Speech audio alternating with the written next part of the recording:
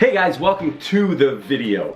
So what this video is all about is I have a client. They are Guindo's Hot Sauce. They make these amazing different types of hot sauces, and I've shot product photography for them in the past, and they have a new product out and they want me to shoot that today. So I thought, hey, let's bring you guys along with that and show you my process, how I shoot this. Hopefully you can learn something from it, and hopefully I can learn something from it. So let me unbox this, and then I'll give you a tour of what all the tools are we're working with today. Give you a little insight into how I do it. All right, let's get going here. Okay, so here I've unboxed the 3 sauces I'm going to be shooting. What he does is he'll go through his entire inventory of bottles, and he'll pick out the best ones. Sometimes at the manufacturing, the labels will get off a little bit askew, and you can always fix it in Photoshop, but obviously it's better if it's in perfect shape when it's coming to you, the photographer. So he'll go through, pick all those out, and then he also sends me a backup set of these also, just in case anything happens, you drop it, or one of your friends come over and goes, oh, hey, this is really good sauce, I love this stuff, and then they put it on their hot dog and chow, chow, chow, and you're like, hey, I'm taking pictures of this stuff. Anyway, so I've got the backup bottles over here. These are the bottles we're going to be shooting, and I've just done a quick look over them. They look really awesome. So let me show you around. Let's start with the back setup here. So this right here is a scrim that I made. You can buy these on Amazon. I'll provide links for that. So I've just gone to get some ripstop nylon at a fabric store. I built out this frame, and then I've supported it on a C-stand over here, so it just floats in the air and I can adjust it. Put this little thing on here so I don't bang my noodle. And then down below I put a weight on there so it doesn't go anywhere if anyone accidentally bumps into it. Then what I'm doing is, you'll see through here, I want it backlit. So I'm running 2 LED lights right here, 2 light panels. Uno, dos right here.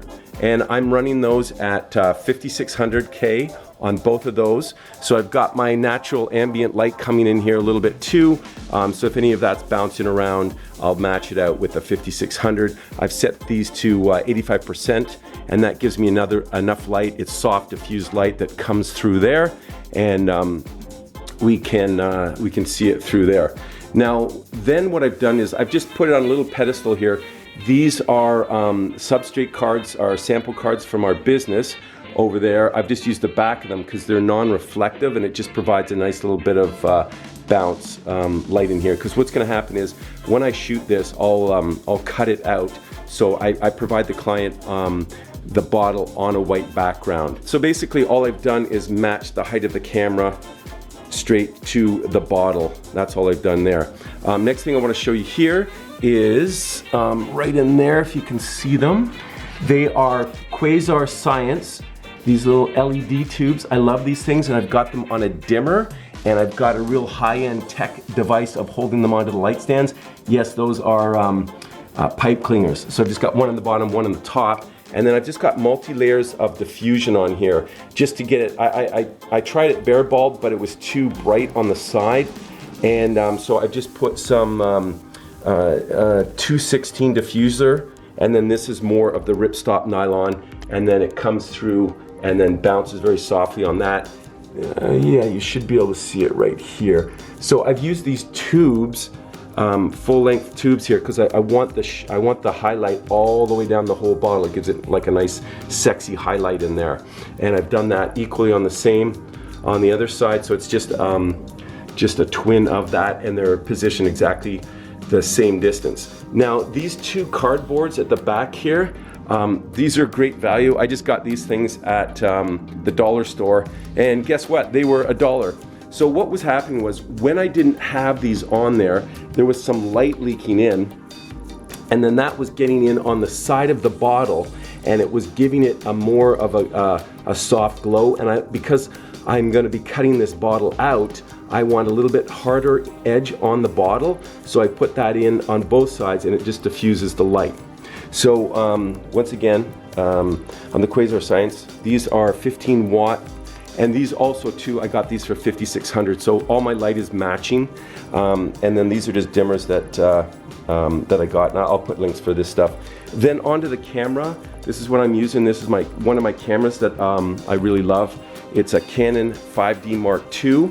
and I'm using the L Series 24-70 lens, and I'm shooting at, I think, yeah, close to 70. If you get in on the ultra wide stuff, it starts to distort the bottle a little bit, so totally staying away from that. And then what I've got is I've got a USB cord coming out of there, running into, this is my 27-inch iMac, and I'm not using it to record. Everything will record straight to the camera here, but all I'm using this in live view that gives me, you can see, I'm waving my hands there, so it gives me a live view, and then I can watch all the little highlights and see what's going on there. And I had this totally squared up before, right in the center, but I just kicked the tripod as I was showing you around, so I'll center that up in a second. Okay, I've squared this up. This is basically in the center. It doesn't have to be perfect, but what this does is it gives me a grid line to see if the camera's rotated off axis or if the bottle's off axis.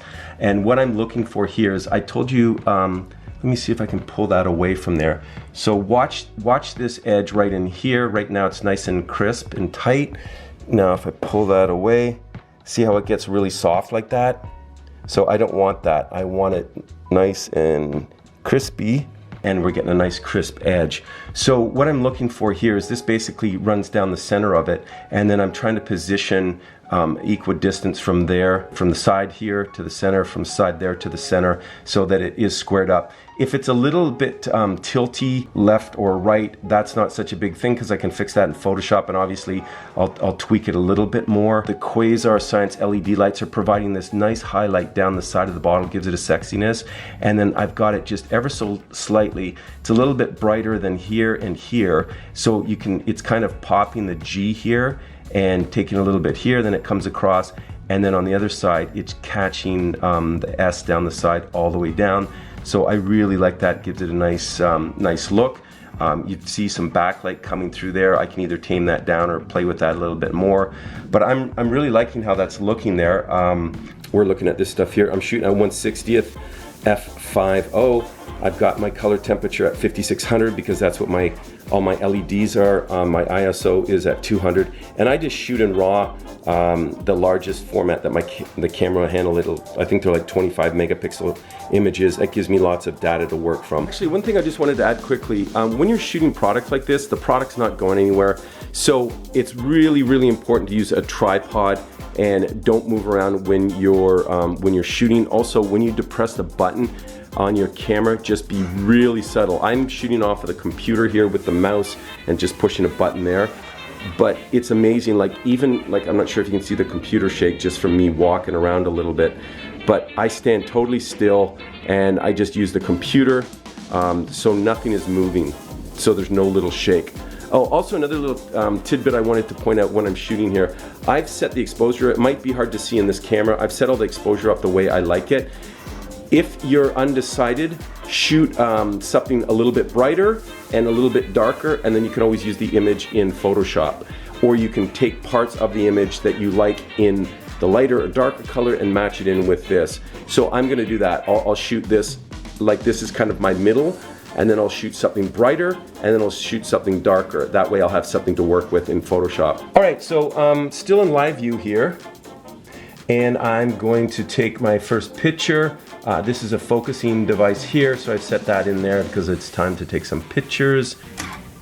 There we go. That's a picture taken. This camera that I'm using here, the G7X, it has an auto exposure on it, so you might not be able to see it. I'll show you it later, but I'm shooting now at f4, and I'm getting a lot more light in and pushing the button up here, and there we got a shot there. Yeah, at 5.6, and then we'll bang off a shot there.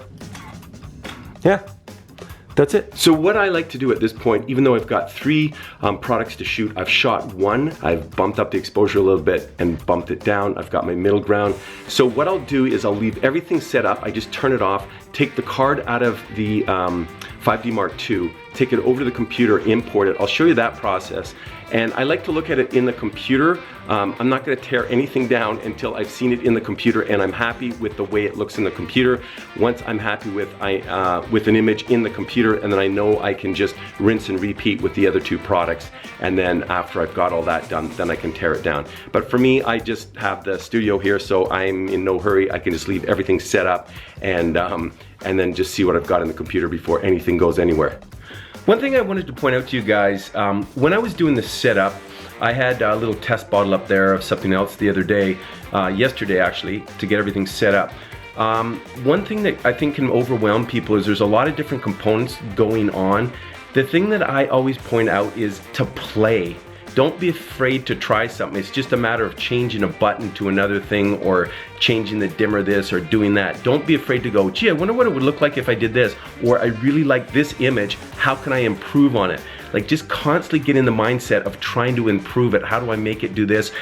Even like this specific setup, I had it in my mind before because I had these Quasar Science LED lights and I wanted to try them out, and I thought, oh, they make these great little highlighting rim lights on the edge. So I set it up. Didn't quite work the way I wanted, but I kept playing with it, adding the diffusion. So don't be afraid. My main thing is to play. It's fun, it's creative, and don't be afraid to do that. Just get in there, get your hands dirty, and play. Okay guys, I just wanted to show you how I've got my laptop open up here, and I keep everything on an external hard drive. So what I've got is, this is the card from the 5D Mark II going in there. I've already put it all onto this hard drive here, and I'm going to show you the file structure now. Okay, now we're in my computer. I just wanted to show you the file structure, how I set things up. So this is my external hard drive. We've got Gindo here, and then within this folder I've done, this is my original images in RAW that I've pulled in from the camera, and I have this Lightroom folder that I keep all the Lightroom information in, blah blah blah. And then I don't like keeping multiple catalogs open in Lightroom, so for every shoot I just do a single catalog and I just use that catalog so it doesn't get all messy. Then we have a working file area here, and then finally this would be where all the finals go, which I deliver to the client. Now let's go into Lightroom, and this is what I've got in Lightroom. So I've got the three images that we took photos of, and you can see how I've switched the f-stop. So this was my middle ground at f5.0. Then I made this a little bit brighter. I open it up to 4.0, and then a little bit darker at 5.6. So it gives us, let me open that up there. So it gives us that, and that. And the reason why I do this is I can work from any of these images. I can take a part of the bright one. If I want this logo a little brighter, I can put the bright one in there, and I do all that in layers in Photoshop. So what I figured I would do is, because a lot of times when I'm working on this stuff, I have a tendency to play with it just to see what I can bring out in different things. I don't have a specific 1, 2, 3 workflow, but what I want to do is I'm going to work on the images now. It's a little bit boring to watch a whole segment on just me playing around with it. So what I'm going to do is I'm going to do the image now in both Lightroom and in Photoshop, and then I'm going to re-engineer it and show it back to you guys. So we'll follow through the steps, and I'll show you and talk to you about why I did certain things. So I'm going to go ahead and do that now. Guys, I've got a quick pro tip here for you. When a client sends you a box, make sure you open the whole box. So what happened was I started photographing this, and I got well into it, as you saw earlier. And then I got an email from the client, and they said, oh, hey, we have included the handmade label, so you can either photograph it on the bottle or digitally insert it later. And I thought, whoa, okay, let me check into this. So what they had done, they'd sent these 3 bottles without the label on top, and then these 3 bottles have the label on top. But I'm just looking at the label now, and it looks very tricky to photograph just because it's a shiny plastic, so it's going to get a lot of reflection. So I'll probably just insert it digitally on the shots that I've already taken. but it caused me to go, okay, and got a little panic. The time that I put into this, it's not a problem because I just can insert it digitally on the top there. I'm like, yeah, no problem, I'll make it happen. So anyway, just make sure you look at the whole product before you start shooting it. Don't assume that the way you did it before is the way that the client is sending it to you now. Anyway, back to it. Hey guys, so we are back in the computer here, and I wanted to walk you through some things. I spoke just a moment earlier about how they had the label on the bottle. So what I did was I went ahead and took a picture of the label on the bottle just to see how it turned out. This is our original that we were shooting. This is our main product here. Had a look at it with the label, wasn't really happy with the way it was working, so I decided to go with the non-label and then digitally put a label on top, and I'll show you that in a little bit. The other issue that I had in this original shot was I had set the focus for this area here, figuring it's on the same plane, but when I got it into the computer, I noticed that the font down at the bottom was a little bit blurry, and I wasn't really happy with that. So during the process of shooting this, I made sure, instead of using the autofocus on it, I went in manually up to 200% and I focused right in on the fonts there, so I got a nice sharp image, and then I would just pull that over onto this, but I'll show you that in a little bit. And then this is the original bottle that I shot for them some time ago. I brought this into Lightroom as my base so I could compare colors and everything off the original, because the logo color and the sauce color needed to match. So I'll show you the before. That's straight out of the camera. And then this is what I've done in Lightroom. So this is my first step. I'm in Lightroom. I've got the raw photo and I'm starting to play around with it. The first thing I do is I just basically walk through everything on here and adjust it as I need it. Just start at the top, work my way down to the bottom. Our original color temperature was 5600. That's what I set the camera for. This Lightroom was showing me that it was 5200, but it was a little too warm for what I needed, so I brought it down. Once again, I was just matching it out with the bottle that I had here because I wanted to match these colors together, so I had to bring it down to about 4200, and you can see that there. The tint went 2 points to magenta. Put a little bit of exposure on it, a little bit of contrast, and then a little bit of clarity. Dehazed it a little bit of vibrance, a little bit of saturation, because I knew I could play around with it in Photoshop later on. Left the tone curve on linear. I don't want to make a lot of big commitments at this point because I will be working on it in Photoshop, and you can see a couple things I've done here. The saturation, pushed up green a little bit just to pop up the stems there, brought up luminescence on the red, the yellow, and a little bit on the green, and that's all I've done to it in Lightroom here. And so this is after, and that's our before. Boom, boom. And once I've got that, all I'm doing is hitting export. So I export this into Photoshop, and once again this is the label, so I have this image and I export that into Photoshop also. So let's get into Photoshop. Here we are in Photoshop. I've got my bottle there, some layers. Let me show you here. This is the original photo that we went through Lightroom, and now we brought it into Photoshop. And this is the final photo here. That's the original, and that's the final photo. And let's put the bottle in there. So I keep that as my base once again, like I did in Lightroom, and then I can match out the sauce, the logo colors, the brightness, the density, everything. It'll give me a sense, because they've already been using this product for some time now. The picture of the product, I should say, so they are obviously happy with it. So I'm just going to match everything to that. So let's get in here, and I'll show you kind of some of the issues here, because I don't want this video to go too long. I'm not going to get into itty bitty details of what I did and how I did it, because it would just go on forever. So I'm just trying to keep it as short as possible. So I'll just go over some issues that I had. So let me turn this label off here. So this is the original product shot, and then I've put the label on top there, and I had to use the warp tool to give it a little bit of curvature so it mimics the curvature of the bottle here. I had some issues with the These highlights being a little bit too bright, brought those down on both sides, cleared that up. In the logo area here, I darkened the edge down a little bit. I brought a little bit more light in here and here to make this pop. Don't need the registered trademark to pop. Now, with regards to the fonts, this gets a little tricky. And what I had to do was, on this fresh font, this gets so blown out, it's just barely a line on the printed bottle. So when you take a photo of it, it really disappears. So what I do is I zoom in, grab my paint tool, put a new layer on, and then I just go through and paint all of this out.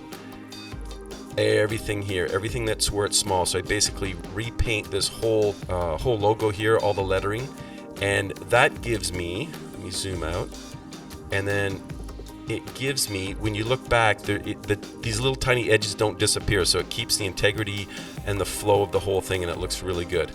Down onto the peppers, what I did was I just gave a little bit more contrast to this by hand painting it with I set up a gray layer on a separate layer, set it to soft light, and then I went in with my paintbrush with black and white. With white, it makes it whiter, with black, it makes it darker, and then I just went through all these hot points here and gave them a little bit of oomph through there. And then you can see in here that the tangy and sweet with the spicy finish is pretty darn sharp. So I'm happy the way it turned out. I'm zoomed in here 300% also too. One of the issues I had down in this area, because when I work, I like to zoom way in and then way out, because you can lose perspective if you're zoomed in too far. But anyway, what I was finding with the original, let's see if we can get it back here. Oops, let's try this.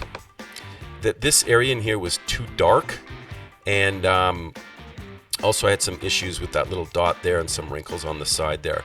So what I did was I pulled that second image in from Lightroom, and I just overlay it on top. So I got rid of, I always think when I'm working in terms of removing the problems as simply as possible, and then it just sort of presents a path to you, because a lot of times when you're working on this kind of stuff, it's not straightforward. The way you did it last time doesn't work this time, so I just keep it as simple as possible and just follow the simplest flow. Basically just water going down a hill, whatever the simplest path is, that's what I try and take. So once again, that's the original, that's the final there. So this is our final product here. And I'm just going to rinse and repeat with the other two bottles. I won't show you guys that process. Anyway, thanks for watching, guys.